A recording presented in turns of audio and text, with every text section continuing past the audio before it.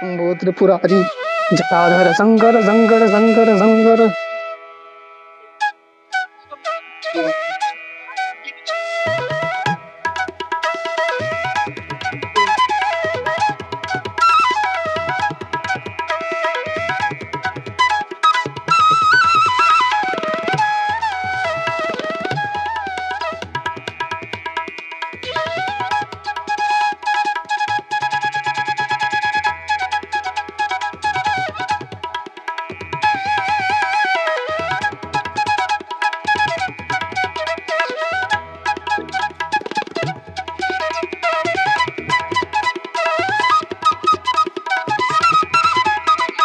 नमस्कार। आज सावन का पहला सोमवार है और आज ही से सावन प्रारंभ हो रहा है। तो खबरों के साथ साथ हम भारतीय संस्कृति और भारतीय संस्कृति से जुड़े हुए पर्वों के बारे में भी आप लोगों तक कुछ स्टोरीज लेके आएंगे। उसमें हम गोरखपुर के पर्याप्त शिव मंदिरों को कवर करने की पूरा प्रयास करेंगे। तो पहला सोमवार जो है वो पहली कड़ी आती है ट्रांसपोर्ट नगर के बाबा मुक्तेश्वर नाथ धाम की। ये ले चलते हैं सीधा आपको महादेव के घर में।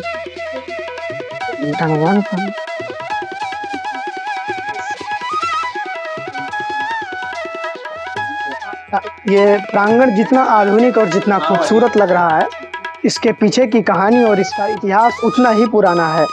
कहा जाता है कि 400 वर्ष पहले बांसी के राजा जब यहाँ जंगल हुआ करता था, इस क्षेत्र में सारी आबादी नहीं थी, तो इस जंगल में शिकार करने के लिए देखिए कितने ही परंपरागत तरीकों से इस आधुनिक युग में भी इस मंदिर को संरक्षण करने का कार्य किया गया है।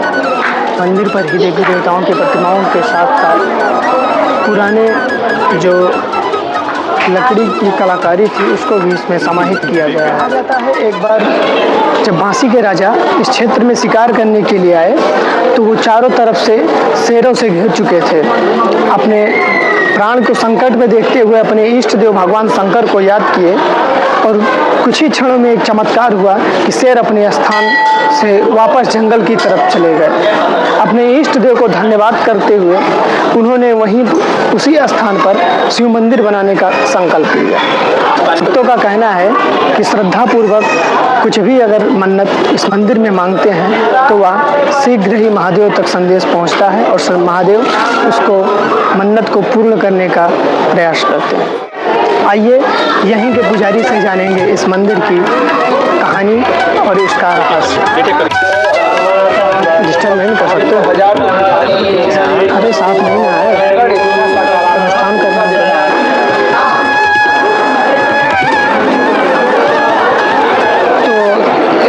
बाबा मुक्तेश्वर नाथ के मंदिर के हम सीधे पुजारी से सीधा बात करेंगे और इन्हीं से जानेंगे क्या है इस मंदिर की कहानी। नमस्कार।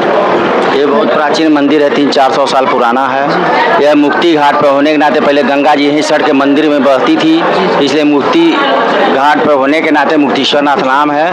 यहाँ पर सबकी जितनी मन्नतें मांगते हैं उनकी मन्नतें पूरी होती हैं और यहाँ पर बड़े दूर दूर से श्रद्धालु आते हैं। इस साल सावन के महीने में पहला सोमवार पड़ा है, इसलिए भक्तों की भीड़ बहुत अपार संख्या में थी। इसी जो लोग आते हैं अपना अपना पूजा पाठ रुद्राभिषेक, देखिए सुबह का टाइम तो बहुत भीड़ थी, शाम के टाइम में आए हैं, शाम के टाइम में बहुत इस समय पर्याप्त भीड़ है। अब रात में 10-11 बजे तक लोगों का आना जाना, जल चढ़ाना, जलाभिषेक रुद्राभिषेक सब चल रहा है। इस मंदिर के बारे में कुछ पुरानी ऐतिहासिक बातें जो बताते हैं कि यह मंदिर 400 वर्ष का लगभग पुराना है, तो इसके बारे में थोड़ा सा। ये हमारे पिता के बाबा जी थे, उनको मिला मंदिर मिला था एक। क्या नाम था उनका? यदुनाथ नाम था। और वो एक आए थे, महात्मा थे, वो महात्मा ने इनकी स्थापना करने के बाद उनको सुपुर्द करके चले गए केदारनाथ बद्रीनाथ आश्रम और गए वहाँ धाम करने। उसके बाद वापस नहीं आए। तभी से हमारे पिता के बाबा जी थे, उसके बाद मेरे बाबा थे, बाबा के बाद इस समय पिताजी भी हैं वर्तमान में, उसके बाद चौथे नंबर पर मैं हूँ यहाँ की इनकी सेवा करते समय। पीढ़ी दर पीढ़ी चौथी पीढ़ी है। यहाँ डूबे रहते थे, बाढ़ आती थी, पानी में इतना डूबे रहते थे, हमारे बाबा उसी में आरती करते थे। उसी में आरती करते थे। क्या नाम? रमानाथ महंत मुक्तेश्वर नाथ। धन्यवाद, प्रणाम।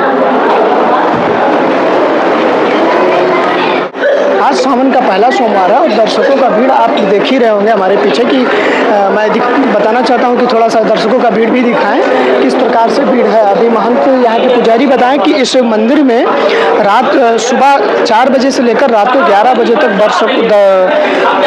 भक्तों की अपार भीड़ लगी रहती है। वो महादेव की प्रति अपनी श्रद्धा सुमन व्यक्त करने के लिए ही रहते हैं। तो आइए और भी मंदिर के बारे में जानेंगे। हम थोड़ा सा मंदिर के बाहर देखेंगे कि मंदिर का प्रांगण किस प्रकार से है। बाबा मुक्तेश्वर नाथ की पुष्प वाटिका है जिसमें तरह तरह के विभिन्न पुष्प लगे हुए हैं, कुछ औषधीय वृक्ष भी हैं। मैं कैमरामैन से कहना चाहूँगा वो बीच में दिखाएंगे कमल का एक बना हुआ है कमल के पुष्प को उगाने के लिए, तो उसमें भी तरह तरह के फूल और औषधीय पेड़ इस वाटिका में लगाए गए हैं। इसी वाटिका के बगल में एक पुराना प्राचीन कुआं भी है दिखाई दे रहा है, जो ऊपर से लोहे के ग्रिल से ये ढका हुआ है और इसको संरक्षित किया गया है। तो ये कहानी थी बाबा मुक्तेश्वर नाथ की जो हम लोगों ने आपके बीच प्रस्तुत किया, और हमारा प्रयास रहेगा कि इस सावन में गोरखपुर से जुड़े हुए तमाम शिव मंदिरों और पौराणिक मंदिरों का कहानी आप तक जरूर पहुंचाएं। तो अगर आपको भी लगती हो कि गोरखपुर की कोई ऐसी शिव मंदिर है जिसकी स्टोरी हम कवर कर सके तो आप कमेंट बॉक्स में हमें ज़रूर बताइएगा। मैं अनुराग अपने सहयोगी अरुण चंदन के साथ।